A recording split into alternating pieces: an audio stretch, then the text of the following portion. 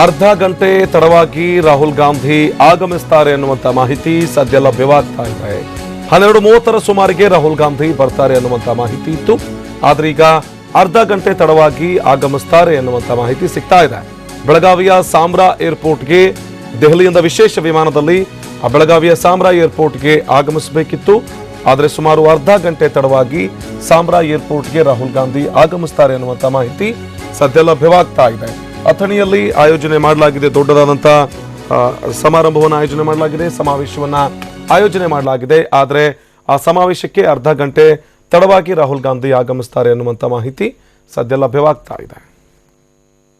ಈ ಬಗ್ಗೆ ಮಾಹಿತಿ ಕೊಡೋದಕ್ಕೆ ನಮ್ಮ ಪ್ರತಿನಿಧಿ ಸಹದೇವ್ ದೂರವಾಣಿ ಸಂಪರ್ಕದಲ್ಲಿದ್ದಾರೆ. ಸಹದೇವ್, ಏನೆಲ್ಲ ಸಿದ್ಧತೆ ಮಾಡಿಕೊಳ್ಳಲಾಗ್ತಾ ಇದೆ? ಯಾವ ಹಂತದಲ್ಲಿದೆ ಸಿದ್ಧತೆ ಸಹದೇವ್? ಇನ್ನು ಅರ್ಧ ಗಂಟೆ ಲೇಟ್ ಆಗಿ ಬರ್ತಾರಂತೆ ರಾಹುಲ್ ಗಾಂಧಿ.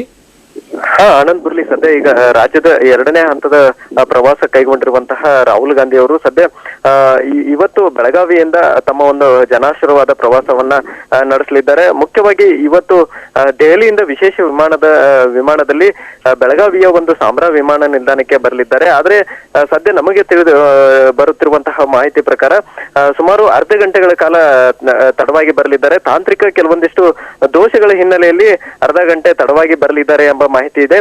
ಇತ್ತ ಈಗಾಗಲೇ ಅವರನ್ನ ಬರಮಾಡಿಕೊಳ್ಳಲು ಕೆಪಿಸಿಸಿ ಅಧ್ಯಕ್ಷರಾದಂತಹ ಪರಮೇಶ್ವರ್ ಅವರು ಇದ್ದಾರೆ, ವೇಣುಗೋಪಾಲ್ ಅವರು ಇದ್ದಾರೆ, ಮತ್ತು ಕೆಲವು ಡಿ ಕೆ ಶಿವಕುಮಾರ್ ಒಳಗೊಂಡಂತೆ ಸಚಿವ ಮುಖಂಡರು ಕೂಡ ಈಗ ಸದ್ಯ ವಿಮಾನ ನಿಲ್ದಾಣದಲ್ಲಿದ್ದಾರೆ.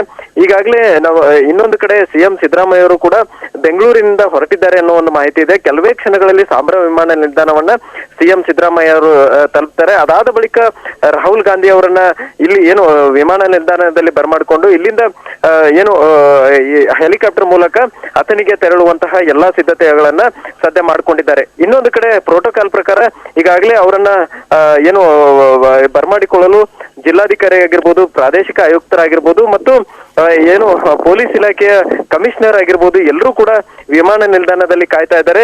ಕೆಲವೇ ನಿಮಿಷಗಳಲ್ಲಿ ಸಿಎಂ ಸಿದ್ದರಾಮಯ್ಯ ಅವರನ್ನ ವೆಲ್ಕಮ್ ಮಾಡಿಕೊಂಡ ನಂತರ ಅರ್ಧ ಗಂಟೆಯ ನಂತರ ಈ ಒಂದು ರಾಹುಲ್ ಗಾಂಧಿ ಅವರನ್ನ ವೆಲ್ಕಮ್ ಮಾಡುವಂತಹ ಎಲ್ಲ ಸಿದ್ಧತೆಗಳು ಸದ್ಯ ಸಾಮ್ರಾ ವಿಮಾನ ನಿಲ್ದಾಣದಲ್ಲಿ ನಡೆದಿರುವಂತಹದ್ದು. ಆನಂದ್. ಓಕೆ, ಧನ್ಯವಾದ ಸಹದೇವ್ ಮಾಹಿತಿಗಾಗಿ.